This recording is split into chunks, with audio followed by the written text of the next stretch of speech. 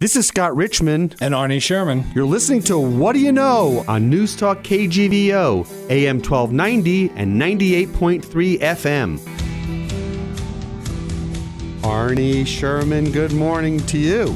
Good morning, Scott. Once again, another lovely Sunday in Missoula. Do you hear the birds whistling out there? Chirping, the golf carts cranking down the cart path. And as I drove to work today, I was saying to myself, it's a springtime for some reason. You know, it's baseball. We're going to have a show next week about baseball. But it also is a time where people sort of wash off the winter off their cars and get ready for springtime. And, men generally are very limited in the range of things that we talk about with each other. It's either women, right, sports, or cars. And we haven't had a show about cars. So today we're going to have our version of Car Talk with Shannon Flanagan from Flanagan Motors here in town. There's a lot going on in the auto industry and nationally, internationally, and, locally as well. And so we thought we'd have a spring show focused on cars before we turn our attention to America's springtime sport of baseball. But let me ask you this. Yeah. What's the first car you ever had? A Honda Civic. And were you in love with this car? Was this car a cast-off that you got? How did you come in possession of this Honda Civic? It was the first car I ever purchased with my wife. Actually, at that point, my fiance. We bought a car together. So you didn't have a car before that? I didn't. Well, because you grew up in the East. You didn't need a car, I didn't need a car. That's right. My first was actually in college. I had a Ford Falcon. Oh. That was a red Ford Falcon with red and white, what I thought was leather, but turned out to be vinyl interior. And that was my first car, although I had a fairly traumatic experience with cars before that. What happened? Well, in high school, my mother, as a second car, got a Studebaker Lark. God knows why. Probably was a super deal. And one weekend, I was about 16 years old, and I was not mechanically inclined, as you know. But I had a friend who was. And one weekend, while my mother and father were gone, my friend said to me, I got my hands on a Studebaker Hawk engine. This is a powerful engine. Let's put it in your mother's car. Really? And for some reason, I thought that was a good idea. A good judgment. So we spent the entire afternoon taking the engine out of my mother's car and putting in this Golden Hawk engine. And when we got done, we had the typical, results of a, teenage project. There were about 14 pieces left over that we didn't know where they went. But how did he have the idea to do this? Was he mechanically inclined? Well, it turns out that he said he was. Not so much. Not so much. And my father came home, who was not the most patient man in the world, and I said, guess what? We put a brand new engine in Mom's car. And, of course, we had failed to test it. Right. And he turned it, put the key in the ignition, turned it on, and nothing happened. Nothing turned over. Right. So the car ended up had to be towed into the shop. The engine stayed. The engine stayed. It turned out to be a good deal, but I didn't have allowance for about 4 months. Is that right? As a result of that experience. I had to work overtime in order to And where did you grow up? To paint a picture for our listening audience. Many know you, but still. This was in Farmingdale, Long Island, 2 Cooper Street. And I was working at that time at Bethpage State Park as a caddy. Right. And caddies didn't make much money. And so I took on a second job at the Walt Whitman Mall, which is now called the Walt Whitman Shops. And I was working in a men's haberdashery establishment. So I had Studebaker haberdashery. Studebaker haberdashery establishment. A gentleman caller. I mean, no. But that was my first car. I'll tell you an interesting story how economics have changed. When I bought this Ford Falcon. It was my father's colleague at work's wife's car. Right. And my father was able to get it for $400. Wow. It was only 4 years old. Good deal. In good shape. I drove it 3 years in college. I got it my sophomore year. I drove it back and forth between University of Cincinnati and Long Island, where I was living over the summers. It's a long ride. Yeah, I did put a lot of miles on that car. A couple hundred miles, 400, 500 miles. And I drove it all around, and at the end of my college time, I sold it for $200. Good for you. So think of the economics of that. Yeah, well, Yeah, wouldn't be the same today. Resale value. Yeah, so I was able to have a vehicle for 3 years for $200. That's a pretty good deal. You couldn't have rented a vehicle for any less. So I'm anxious to have Shannon on the show because there's a lot I want to talk to him about in terms of the auto industry. I just went through an experience of leasing a new car, right, and bouncing around between dealers and comparison shopping and trying to figure out cars in the same category and how they price themselves. And what's ironic, and there's not supposed to be any collusion, but I can tell you in the SUV category of, let's say, medium-sized luxury SUVs with the same features, every car in the industry, BMW, Audi, Cadillac, Mercedes, they're all within a couple $100. Is that right? Yes, with the same features. The sticker prices are competitive. Frighteningly similar. Well, I think we're going to have a wonderful conversation with a refreshingly honest, forward-thinking guest. He is not you don't think of him as... You don't think of Shannon as a car salesman. As a car salesman at all. He's very community-minded. He's a community entrepreneur, and what he will share with us is relevant to not only people here in Montana, but everywhere. I agree with you. You are listening to What Do You Know on KGVO, proudly presented by Don Maddox, Glacier Sotheby's International Realty. Back after this with Shannon Flanagan.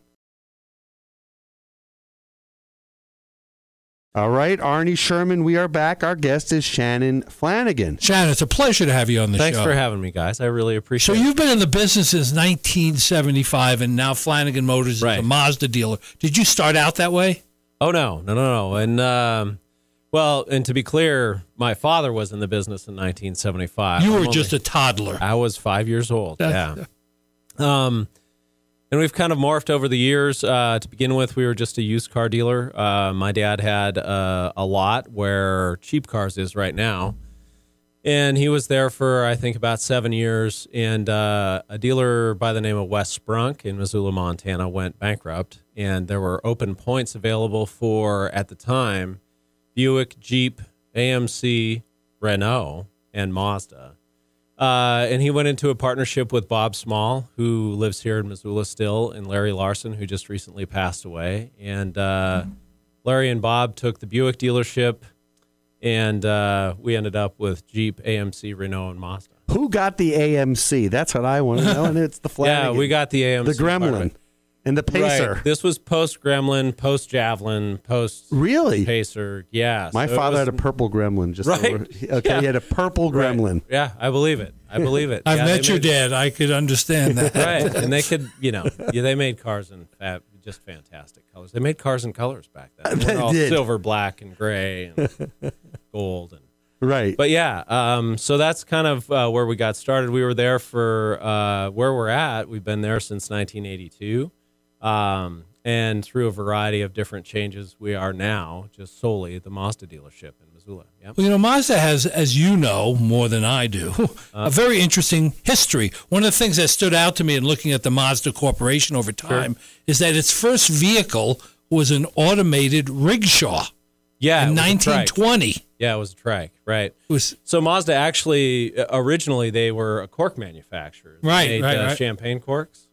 And they got into the auto business because they made these tricycles, and they needed something that was efficient and reliable to transport things around short distances in their manufacturing of their corks. So they started making trikes, and that's how they got started. And it's just kind of everything came from that, I think, basically. They no longer are in the cork business. Well, and it had some standout moments. I remember in the 80s, in the late 80s, I had a triple black RX-7 convertible that had the rotary engine in it, and that was the Wankel. The Wankel. It was a sporty little vehicle. Right. It's one of my favorites of all the ones I had. Right. They've had a variety of RX stands for Rotary Experiment, so they've had a variety of rotary-powered cars. They don't make one for the United States anymore. And there's some challenges with that motor, but it's a pretty cool engine. They wind up to phenomenally high RPMs. I remember that. 9,500 to 10,000 RPMs. And deliver kind of an interesting driving experience, like a four-wheeled motorcycle is the way I kind of. Is that right? It was very cool. It was a very cool car to have. What was it like growing up in Missoula, Montana, being the son of a car dealer? I mean, you always had a great vehicle, I would imagine. I didn't. No, were you deprived? I always had the junker, the junker, the jalopies. But that's a cool job, though. Yeah, it was. A variety of different $500 cars from the time I was 15 until I graduated from college. And when I left the house in college, I had a 1964 Rambler American Classic, a 2-door hardtop. Oh, nice. Cool. So that was my car, and Did you go to school here? I drove to Bozeman for the first year and came back. I never graduated from college because the car business was a stronger calling than education at the time. The money was good, and I enjoyed it. So that's what I did. I was in college through my third year of school. In Bozeman? No, I went to Bozeman for a year and came back to the University of Montana for 2 years. Yeah. Okay. I always felt a little bit out of place in Bozeman. It's a beautiful community, right? We've all been there, and the mountains are gorgeous and all that kind of stuff. But it's a tech school, and I'm, an ag tech school. And You're I'm more really of a businessman. Liberal arts oriented. Right, exactly. So the auto industry is kind of interesting. There's lots of alliances and partnerships, and I know, just from my readings that Mazda has had various partnerships, and I think up until 2015, GM was a strong owner of Mazda, and now they're in partnership with Toyota. So how does that all work? Does that affect you on a sales basis or on the vehicles that you get in any way? Well, I'm sure it does indirectly somehow. Obviously, one of the reasons why they partner with so Mazda, to be clear, is one of a handful of independent auto manufacturers left in the world. Mm-hmm. Virtually everybody, like you say, is paired with somebody else. And so in order for Mazda to have the advantages of scale that these massive auto manufacturers have, they are sometimes go into these partnerships. Toyota's the most recent one. Although Toyota doesn't own any of Mazda, they do have a partnership, and they build a car together. What vehicle is that? I'm not sure what the Toyota side of it is anymore. It used to be a Scion, but they scrapped that. Oh, is that right? Yeah, and so they would build them alongside of Mazda 3s. Okay. So it was a Mazda 3 hatchback, but with a Toyota badge on it. Those cars were made in Mexico. It's the only car that Mazda manufactures outside of Japan. Mm.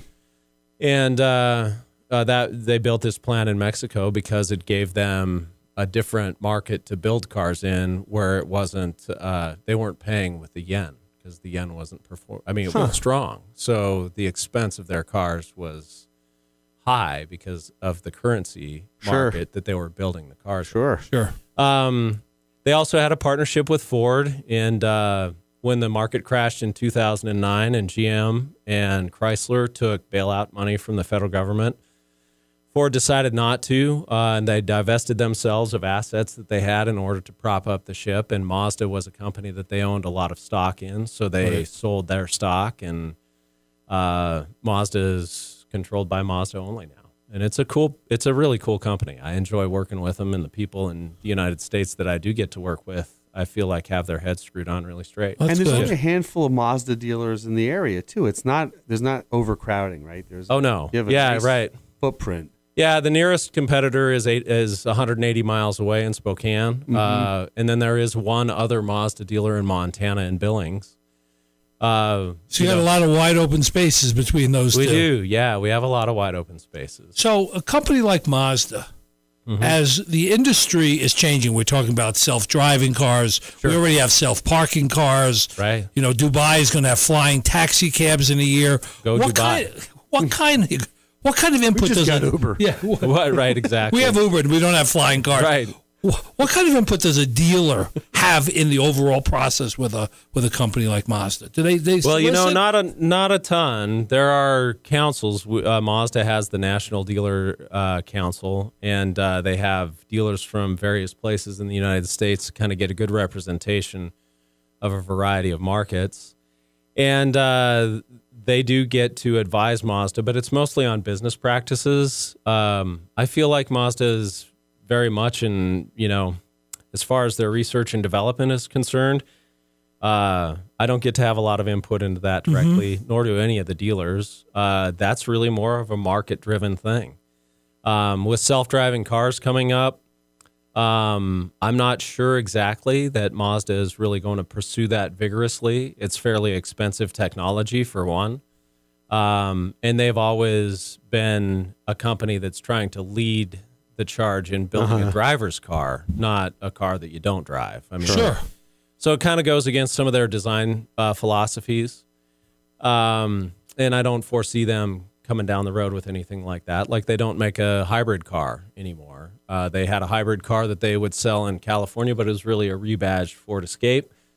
And they don't even offer that anymore. They're really just trying to push the envelope of what an internal combustion engine can do for a car in terms of fuel economy returns and performance returns. So that's really what they're about, at least for the foreseeable future. Getting back to these driverless cars, right? What kind of feedback do you get from customers about those kinds of changes? Right. Well, I think people are cautious of it because it does sound absolutely crazy, right? Right. But when you what if the car wants to go to McDonald's and you want to go to Burger King? What happens? Well, then go to Taco Bell. And right, exactly. Then you're getting fried versus flame broiled, brother. Yeah, right. That's all there is to it. But I think that people are naturally cautious of it. But when you do kind of analyze the numbers, I mean, the people who are screwing up are drivers, not cars. Right. And it's difficult to argue that with the right number of electronic mitigation systems and so forth, that a car couldn't do a better job of driving than a human being. You know, if you drive drunk, you're driving impaired. If you drive tired, you're driving impaired. If you're driving with your phone in your hand, you're driving impaired. And you eliminate all of those things, and frankly, you're driving on much safer roads, in my opinion. Well, it's not unlike what happened in the airline industry. I mean, people maybe don't realize that most of the time it's the computers that are controlling the aircraft. Right. Right. Well, and I think that it's kind of, I mean, historically, if you go back, way back to the horse and carriage days, when, you know, in the mid-1800s to the turn of the century. When I first got my license. Yeah, when you first got your license, Arnie. Right. You know, if you told somebody you're going to be driving a mechanized vehicle, they would have told you you're completely insane. Crazy. Right. Yeah. Forget about that. Well, I mean, I think everybody remembers the first time they got behind the wheel of a car. Yeah, it was a daunting experience. Yeah, if you have figuring all that out. Yeah, if you have two brain cells, you know that you throw need to be paying attention right now. Right, exactly. I'll never forget. Let's do a quick ID. You're listening to What Do You Know? Our guest is Shannon Flanagan, proudly presented by Don Maddox, Glacier Sotheby's International Realty. As I say, I never forget my sister one time got behind the wheel, maybe the second time she ever got behind the wheel to pull the car out of the garage, and she put her hand on the steering wheel, looked over her shoulder, hit the gas, and went forward. Right into the house. Is that right? Yeah. This is in Long Island? Yeah. This is on 2 Cooper Street. I think, you know, back to the driverless cars, I mean, part of the reason people live in Montana and want to explore Montana is that that's part of the experience. Right? Is heading up to Snowball. And we're driving to Glacier, Yellowstone. You like driving. I like driving, but you know what I didn't like driving is this past weekend when I was coming home from Boise and I was going along 12 and it was winding and I was exhausted and I was fatigued. Boy, would I have loved to have some assistance then. Right. And seriously, if you had the scratch and you had a private driver, that would be what a luxury, right? Absolutely. Well, what we have now potentially is an electronic private driver, somebody you don't have to pay every month. I look at it like, God, that would be a fantastic luxury. And the other thing that's interesting about the notion of driverless cars is you could have a pickup in terms of efficiencies. Mm-hmm. You know, you have more brain power that you can put towards something besides, you know, this redundant thing where you're driving your car to work the same road every day. Right. Think about communities like Los Angeles County, where you have a 45-minute commute for 5 miles. Why in the hell do you need to be the guy behind the steering wheel? Right. Why don't you have something automated do that job for you, and you can be on your computer using your wireless signal doing work? Right. God, I love that. That's a good attractive idea, right? So when you get to the office, you get your stuff done, and you're out by 3 o'clock. I might be old-fashioned, but I prefer the idea of somebody driving the car and having another human being there. Yeah. And I just saw recently on one of the news shows that there's a new sort of mutation of Lyft, Uber that's going to focus on like 50 to 100 mile or maybe more driving, experiences. Sure. So that you don't have to, have the experience that Scott had driving 12 the windy road. If you need to go from here to Butte or here, you call them up and they pick you up and drive you in a car. Right. It's expensive. It's not as expensive as taking a bus. I mean, it's priced in the right. Yeah. So one of the things that's also interesting about outfits like Uber and Lyft and maybe this new outfit that you're talking about, who I have no idea who they are, but, cars are like one of the last massive efficiencies of industrialization when you think about it. Right. How many of them have, most of them have 4 or 5 seat belts. How many do you utilize every day? Right. You're utilizing 20% of the capacity of your car. Right. So you can have these massive gains in efficiency if you're filling your car. And it's with the electronics that we have now, I feel like, eventually we're going to that's interesting. Yeah. So it's a pretty cool notion in my mind, just from an environmental standpoint, if you can align people into carpool situations, which is essentially what Uber is. Right. But you're paying the driver for the use of his car to right, get you right. from A to B.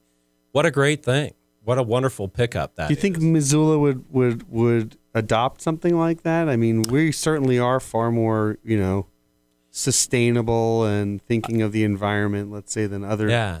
Missoula is kind of an interesting community. I think that it would probably, a lot of people.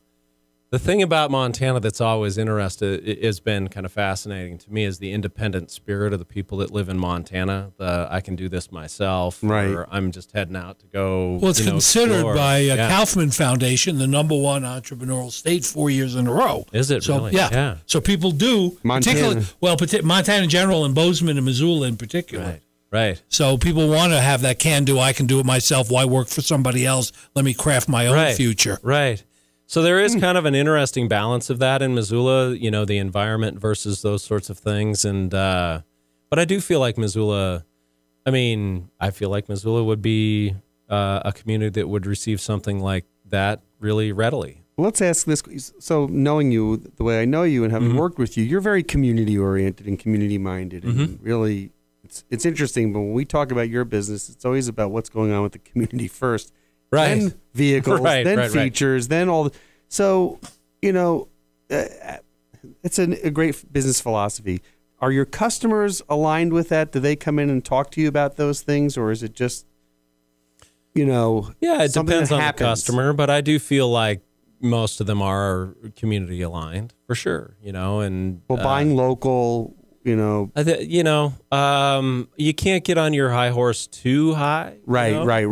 But at the same time, I'm a pragmatic kind of guy, and Missoula is the wellspring of my business, and I can't ignore that. And I do think that is one thing that you get when you come to local stores is you get a local flavor versus a corporate flavor, and they're both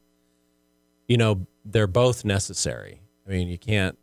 I do think that corporate cultures can be really vibrant and positive, and they also provide a lot of jobs and employment for people and generate a lot of revenue and drive economy.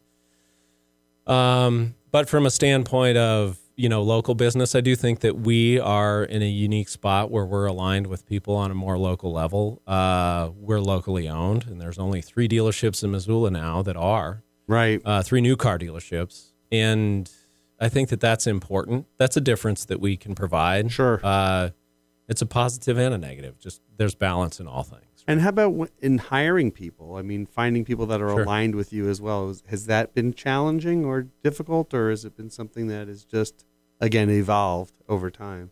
Well, I think that's evolved a little bit. At the same time, I guess what I would say, when I was first working in the car business and in a capacity where I was hiring people, it was hard to find somebody who was even willing to sell cars. When I was in my 20s selling cars, if you didn't know who I was, it was almost like you didn't want to introduce yourself as a car salesman at a party because people were like, oh my God, that guy's a creep.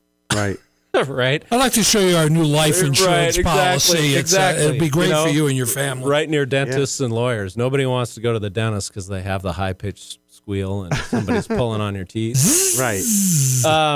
So anyway, but that's changed, at least in our dealership. And it's a job that involves a lot of communication, and a lot of pretty high-level communication. Sure. So I do think that we're attracting a different person to our store as an employee.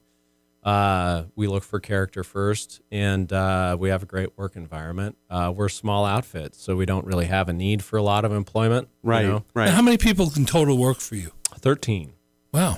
Yeah. 13 Including is all. service? Including service. Wow. And we're right-sized for our business. Right. Yeah, so I feel like for the first time in a long time, we have a nice balance there. So I'm kind of enthusiastic about that. Yeah, it's a very comfortable environment. You feel like you're walking into a local store, and they happen to sell cars. Right. Right. So it really is. It's very local. Let me get back to the industry in general. For a while, as gas prices went up, the type of vehicle people were looking for kind of changed. Oh, right? yeah. I mean, the Hummers evaporated off the scene. Right. Gas has been stable for a while, and maybe for the near future will be in the kind of range it is now. So putting that aside, what are consumers looking for now in a vehicle? Well, it's interesting that you mentioned that because Mazda is in a position where they offer really fuel-efficient cars that are fun to drive. And I actually have thought about that a fair bit when fuel prices were dipping down into the $2.25 to, $2 level. I was concerned that potentially my business would disappear a little bit because that's a motivating factor for a lot of people. And I actually think that fuel economy now is kind of an altruistic thing. You're fulfilling a promise that you've made to yourself. I happen to drive a full-size pickup truck. Clearly, it doesn't get the fuel economy that a small car does. And the full-size cars were hammered when fuel was $4.25 a gallon. But, at this stage in the game, I think people are just kind of, there's an internal barometer that they're following now. Sure. And they're buying based on that more than anything. I'll tell you the one thing I noticed in a long time in the auto industry in general, one of the things that really has stood out to me is the growing gap between the price of regular and premium gas. It is kind of interesting, isn't it? I remember we used to be, not that long ago, it was 10, 15 cents, 20 cents maximum between 87 and 91 octane. Right. Now it's standard to be a 40-cent a gallon gap. Yeah, That's right. $8 every time you fill it up. Oh, yeah. Well, yeah, depending upon the size of your car, fuel but tank, right? roughly. Yeah, sure. And why is that? Why would that be so different all of a sudden? You see, that's beyond my scope of knowledge. It just seems odd to me. Why is diesel expensive? Yeah, in some places in the world, by the way, I go to Canada, diesel is less than regular fuel. Right. Because but here it's the opposite. It's a less refined fuel, Yes. Yeah. It's so I can't answer that. I think that there's somebody somewhere pulling the switch. That's what I think. Probably. Yeah. What has been the impetus behind the tremendous movement to SUVs and crossovers? I mean, I have no idea what your best-selling car is, but I would guess it's your SUV. It is. It's our compact crossover. CX-5? Yeah. So U in SUV stands for utility. And I honestly think that any time that you're going to invest $35,000 of your own money, the second biggest expenditure you're going to make in your life, right? Yeah. Well, maybe third now next to college. Yes, that's right. Right. Yeah. But we're all starting to feel if you're going to be making that kind of investment in dollars, you want to get as much out of it as you possibly can, and you want it to span as many jobs as you can possibly get it to. And utilities, crossovers or sport utilities, provide a really nice compromise. And the crossovers are actually they handle like cars, so you don't get this body on chassis wallowy sort of feel when you drive them, and you get all the utility of a utility vehicle with a hatchback, lots of cargo space, and they can go to Snowbowl or they can take you to Boise. And I just think that they're a tremendous thing for the buying public, and of course they're going to embrace that. Yeah. And they have gotten, in a way, just like the sportier. Yep. A sportier family car. I'll never forget in the movie Get Shorty when Danny DeVito said, Right. "I'm getting a minivan. This is the Cadillac of minivans." The Cadillac of minivans. But now SUVs have kind of taken that role, you know, and every brand has them. Right, exactly. Try and sell a minivan now. Yeah, I mean, people want them still because they're great utility vehicles, but they do have that. That market has kind of disappeared. Well, because and the a nice sport big utility and crossover has taken its place. The van is coming back, especially in Missoula here, like the action van, like the van where you could put your bike on top and you have all of your storage in the back. And you could sleep live in it. Right. Yeah, you could live in it. And we got Westphalias over at the airport with whatchamacallit, the what do they call them? The Westphalia, the Dragon. Yeah. Dragon. Oh, right, yeah. Well, Yeah. and VW is supposed to be The Fest reissuing vehicle. its minivan. It's you know, it's coming out.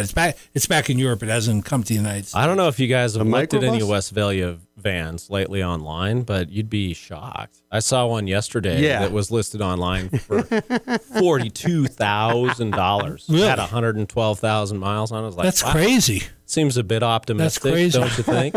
We're But- taking a Westphalia to Sasquatch later this year. Yeah. Our music people go there and they take a Westphalia. Really, Isn't Hell that yeah. interesting? that really is. And they And you know, it's kind of a crappy car. I don't know Right. if you've driven one of those, you know, not the Euro van, but the old Westphalias and Who the makes it? air-cooled Volkswagen? Volkswagens. Yeah, right. And they're not a great car. They handle awfully. They drive down the road real slow. They get the nostalgia is stronger than the actual experience. Right. Hey, No. but you have a Beetle in the parking lot. I do. Yeah. He It's has a an 19 old 68. What is that? No, it's a 70. My Oldsmobile. You have the a Beetle. Yeah, it's a 74. Oh, it's a Beetle. 74? Yeah. I saw it the other day, the red Yeah, one. the red one. Yeah. Are you selling that? Obviously. Oh yeah. Selling that. Yeah. I would. Yeah, that car. Well, make him an offer. He can't Right, refuse. exactly. Make me an Is it offer I diesel can't or is it, refuse. No, I don't know that they ever made it. Oh, that's right. The Yeah, original they're all. ones. Yeah. So it's a nice little car though. Runs good. It's funny, you know, that car has a lot of romance and a lot of excitement in terms of that. I mean, your memory is always more powerful No than reality, question. right? Sure. At the time of your life. When So you I were- bought that car thinking that my 12-year-old daughter at the time might actually drive it when she gets her driver's license. And we got it all the way home to Missoula on a freighter, and I drove it home. And I drove it right back to the dealership, and I said, that car's going to be for sale. 'Cause you got to pay attention when you're driving this. Yeah, those things are like driving a washing machine Right, down the exactly. street. And it's a cool car. I mean, it's a really cool car. So let's talk a little about myths and reality of the auto industry. Sure. Stuff I've always wanted to know. Okay. You know, and the show is called What Do You Know? So now we're going to find out. Well, you know, I'm on the inside, so I might not be able to reveal all secrets. No, you can tell us if there are some secrets sure. you can't reveal. So do dealerships make more money on new cars or used cars? Used. Right, and that's just because of your negotiating skills, right? You can pick them up maybe less expensive than maybe Blue Book value, and then refurbish them. Well, there's a lot of reasons why used cars. So I should say this: Yes, car dealers have the potential to make more money selling used cars, provided that they run a good operation. But in any car business, used cars are all their risk, because used cars are a commodity and they're driven by the economy, and the economy changes. And sometimes it happens abruptly. And if you get caught out of step with the economy, you can end up losing your shorts. sure. New cars are a price fixed thing. I mean, the price is established by the manufacturer. Every dealer pays the same. So it's a race to the bottom, you know, the lowest price you can possibly get. So it's difficult to run a very profitable new car department. And, you know, that's ultimately why. So if you run an efficient used car operation, you turn your inventory 8 to 12 times a year. And when you do that, you can make a lot of money. But it's not anything that just happens by accident. Sure. And would a typical dealer make more money in the service department than the new car department? That's a difficult question to answer. A lot of that depends on How crappy the car is. Well, yeah, it does. Or I the mean, that's cars are. part of it. Yeah, you yeah, know, because if the car is, you know, built with flaws, you're going to get paid to fix that, and you're going to get paid by your manufacturer. You know, I would, if from a service standpoint, I'd much rather own a Chevy dealership in Missoula, Montana than a Mazda dealership. Right. And it's not because Chevy makes crappy cars. It's because there's thousands upon thousands of Chevys on the road. Right. So you can sustain a much larger operation with, they call it units in operation. Service department should be a profit center.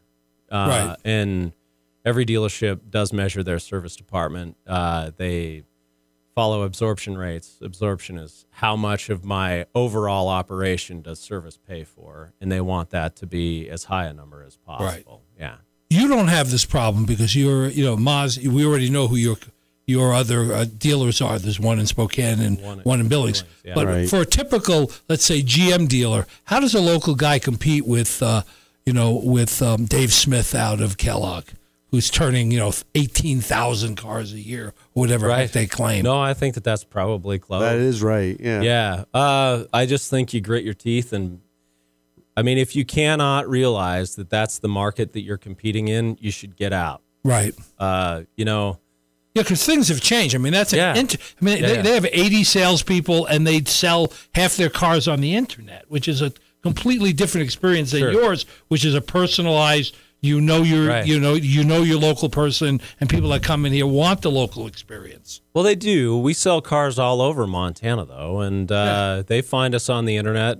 We just do it in a much smaller volume than those guys do.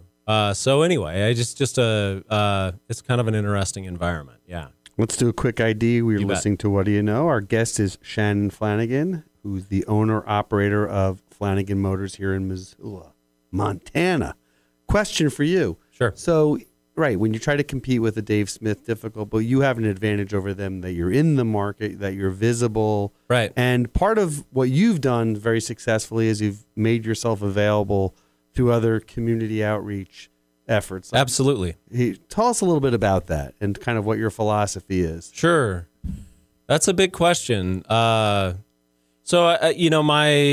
philosophy about that is I think that businesses in communities like ours, and I'm locally owned, I have an ethical responsibility to support the people in my community. They support me, and I need to reflect that back positively on them.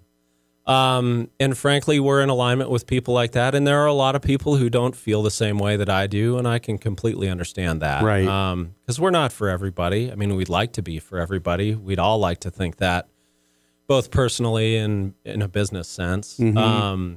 But I find that I have a lot in common with people who align with their community, and it makes the business easy. And I also think that it makes our community a better place, for me to be able to provide people with opportunities that they wouldn't have otherwise, whether it's through the arts or education, I think is really cool, Mm-hmm. I mean, and that means a lot to me personally as well. So I also feel like that should mean a lot to other people. Sure. But I get to put my money where my mouth is, so that's what I'm going to. And that's evaluated because historically, people found out about new automobiles by watching the ads on TV or listening to them on radio. Yep. Reading the newspaper. Right. And then if you were really a car buff, you'd get Car and Driver or Motor Trend. Something endemic. And now maybe if you're more consumer conscious, you read Consumer Reports that puts out its annual publication on cars. But you've gone beyond that because you've gone into affinity marketing, cause marketing, and aligning yourself in the community so that you can add to that mix, because those other vehicles for advertising and marketing, everybody uses those. Well, I think so. I mean, it seems that way to me anyway, Well, how's it work then with the consumer? Let's talk about technology for a second, because new technology. Sure. Mm-hmm. The consumer's armed with basically a personal computer in their pocket. Right. And they're able to come into a dealership and pretty much to the dollar know what a vehicle will cost. But they go into a True Car or one of those things. And yeah. So has that made your job easier or more challenging? Well, I think it depends on some of the things that you're willing to accept. Personally, I feel like that's made my job easier. How so? Well, since buying a car is such a big purchase, I feel like it gives consumers confidence in the information that they have, because anytime you venture into a field where you don't know a lot about, you expose yourself, right? So you kind of have a little bit of uncertainty, don't know what to count on. And I do think that the internet and the availability of information today is actually a powerful selling tool. I think that it helps us align with people. And frankly, when you're dealing with community-minded people, one of the benefits is they realize that for you to be here tomorrow, you need to stay profitable. Right. You need to run a business that's sustainable. And, I've found that it's been an easy relationship now. Well, the other thing that I more, would say in go ahead. terms of information, just as a overriding rule, if you're dealing with somebody who doesn't want to acknowledge the truth, you should leave quickly.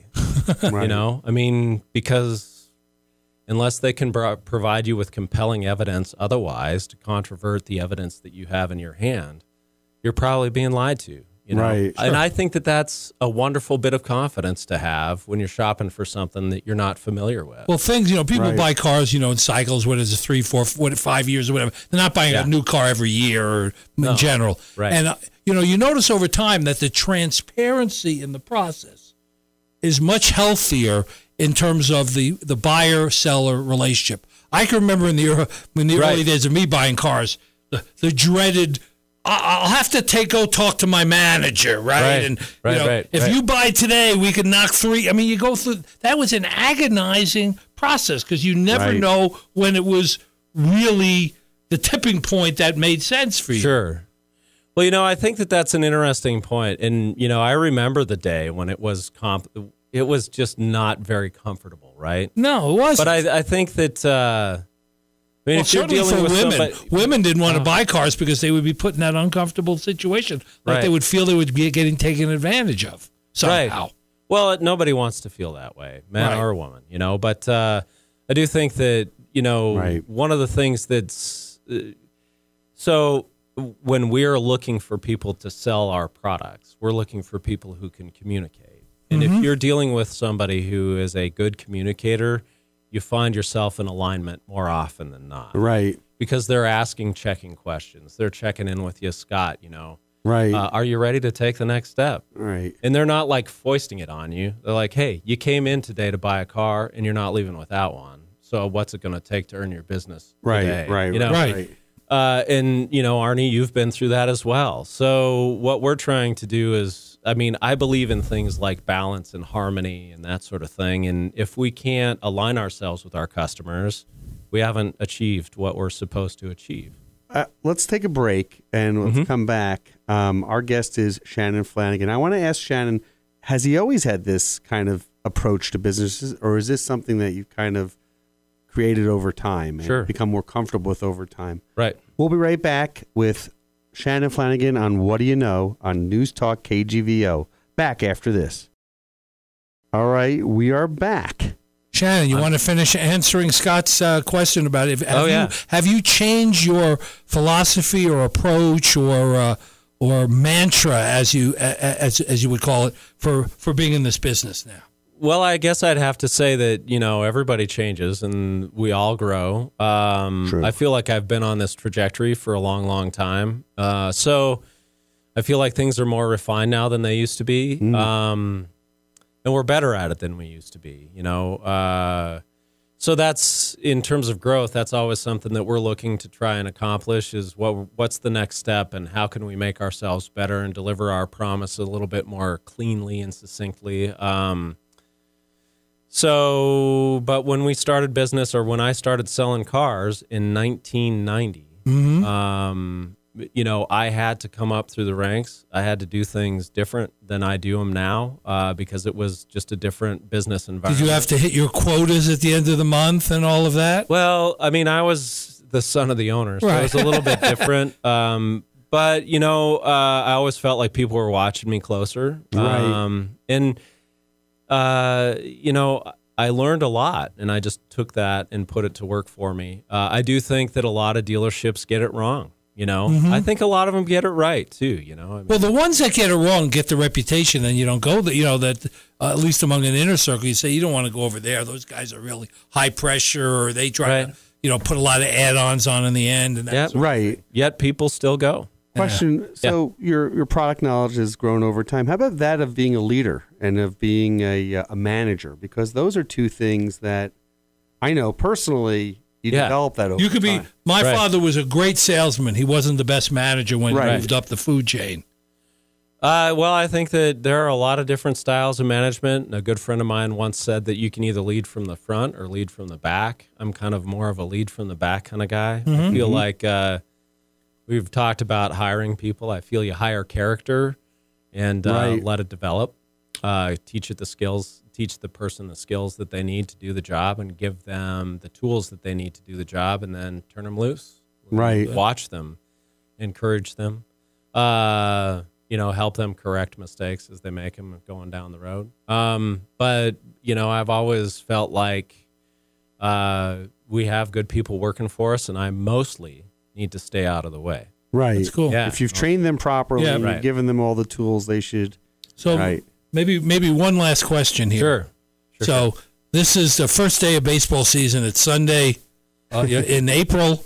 Is there a season for car buying? Is there a season where people buy more cars and they focus on it? Sure. It's the summer, spring and summer. Right. So this is your season. You line up with baseball, right? We're coming we're coming out of spring training, and we're getting ready for opening day right now. Absolutely. Yeah. And, I think that it's for a variety of reasons, but the days get longer. It's easier to go look at cars because there's not snow on the ground. Oh, God. And it's just a more. Well, even for me personally, I don't want to buy a new car when they're going to get chips on, rocks flying off of tires. Yeah. Within a week of buying your car, you're going to have a crack in your windshield in the winter around. No, nobody wants any of that. Nobody wants any of that. So it's a springtime, and the Flanagan Motors is open, and they're running their springtime specials. And get over there this weekend. Sunday. I could come work for you, right? Sunday. Right. We need the monster truck. You're not open Sunday, right? No, heck no. But there are dealers come here in town that are open Sunday. The big one, the only one on the boardwalk, and here comes another lucky winner. Right. Shannon, it's been a pleasure having you on the show. Likewise. Thanks a lot, Arnie. Thanks a lot, Scott. I appreciate the invitation. Thank you for coming, Shannon. All You right, bet. Arnie, I will see you next week. We're going to be talking about baseball. I'm looking forward to it. My favorite topic. Okay, see you then. Thanks, Shannon. You bet. Thank you. Thank you for listening to What Do You Know? I can't wait for the next show, Scott. I'm excited too, Arnie. If you'd like to suggest a guest, send me an email at scottrichmond@townsquaremedia.com. We'll see you next week. And thanks for listening to Newstalk KGVO.